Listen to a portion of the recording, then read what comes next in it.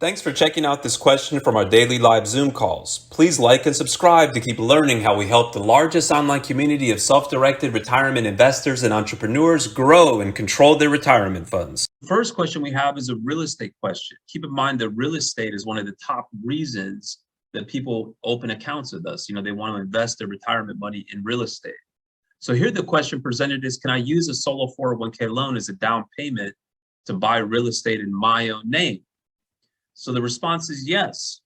Subject to the solo 401k loan rules, for example, the loan may not exceed the lesser of 50% of the balance or $50,000. You can use those proceeds for whatever purpose you want. So in this case, the person is not investing their solo 401k money into real estate directly, right? Which you can do with our plan. Like this person is not, for example, looking to buy a rental property in the name of their solo 401k.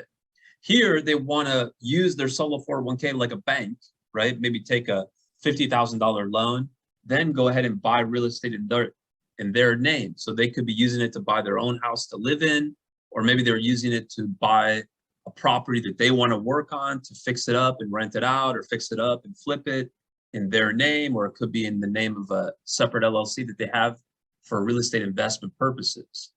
But again, this is a great question as it highlights the fact that you can use the proceeds of the solo 401k loan for really any purpose you want. Now, keep in mind, you do have to pay the loan back according to the required payment schedule. It's got to be paid back in monthly or quarterly payments, up to you, equal payments of principal and interest, with the payments spread out over a 5-year term.